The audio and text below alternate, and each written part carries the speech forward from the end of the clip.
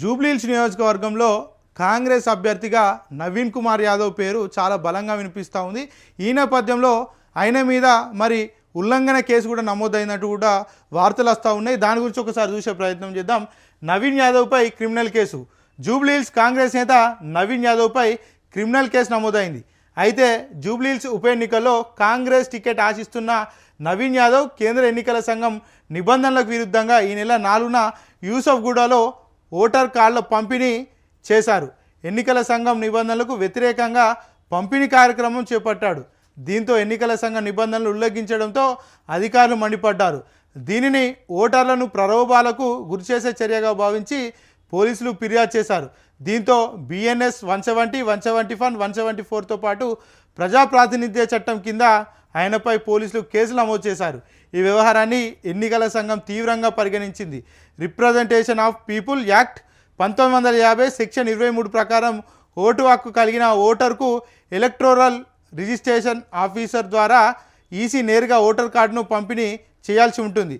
ఈ గుర్తింపు కార్డులను రాష్ట్రాలు, కేంద్రపాలిత ప్రాంతాల్లో సంబంధిత ప్రధాన ఎన్నికల అధికారి ఆమోదించిన అధికారికంగా అనుమతులు పొందిన ఏజెన్సీలు మాత్రమే ముద్రిస్తాయని ఎన్నికల కమిషన్ పేర్కొంటుంది. ఇక ఎలక్టోరల్ ఫోటో గుర్తింపు కార్డులకే చట్టబద్ధత ఉంటుందని ఎన్నికల సంఘం అధికారులు చెబుతున్నారు. ఇక అందుకు విరుద్ధంగా జూబ్లీహిల్స్ ఉప ఎన్నికల్లో కాంగ్రెస్ టికెట్ కోసం పోటీ పడుతున్న నవీన్ యాదవ్ ఏకంగా నియోజకవర్గ కాంగ్రెస్ కార్యాలయంలో సమావేశం ఏర్పాటు చేసి ఓటర్లకు గుర్తింపు కార్డులు పంపించేశారు. ఈ అంశంపై పలు రాజకీయ పార్టీలు స్పందించి ఎన్నికల సంఘానికి ఫిర్యాదు చేశాయి. ఇక జూబ్లీహిల్స్ ఉప ఎన్నికల్లో కొత్త నేర రాజకీయం అంటూ కూడా బీజేపీ చీఫ్ చెప్తా ఉన్నాడు.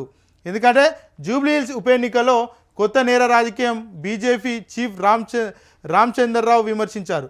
కాంగ్రెస్ నేత నవీన్ యాదవ్ ఓటర్ కార్డులు పంచుతూ పట్టుబడటం ఇది సామాన్య నేరం కాదు, ప్రజాస్వామ్యంపై దాడి అని ఆగ్రహం వ్యక్తం చేశారు. ఓటర్ కార్డులు పంచే అధికారం కాంగ్రెస్కు ఎవరిచ్చారు అని నిలదీశారు. ఎన్నికల్లో గెలవమనే భయంతో ఇప్పుడు ఓట్లు దొంగలించడం కాంగ్రెస్ ప్రభుత్వం మొదలుపెట్టిందని ఆరోపించారు. ఈ ఉప ఎన్నికతో బయటపడే కాంగ్రెస్ అవినీతి అక్రమాలకు ప్రదర్శన అని ఆగ్రహం వ్యక్తం చేశారు. కాంగ్రెస్ పార్టీ చేస్తున్న ఈ అక్రమాలను జూబ్లీహిల్స్ ఓటర్లు గుర్తించుకోవాలని సూచించారు. ఏదైతే మరి యూసఫ్గూడలో ఈ నెల 4వ తారీఖు మరి నవీన్ కుమార్ యాదవ్ ఓటర్లకు నేరుగా ఓటర్ కార్డులు పంపిణీ చేసిరట. ఇది ఏదైతే మరి రాజ్యాంగాన్ని కావచ్చు, చట్టాన్ని కావచ్చు ఉల్లంఘించినటువంటి మరి నవీన్ కుమార్ యాదవ్ మీద కేసులు నమోదు చేసినామంటూ కూడా పోలీసులు చెప్తా ఉన్నారు. అదేవిధంగా ఎన్నికల సంఘం కూడా ఆయన మీద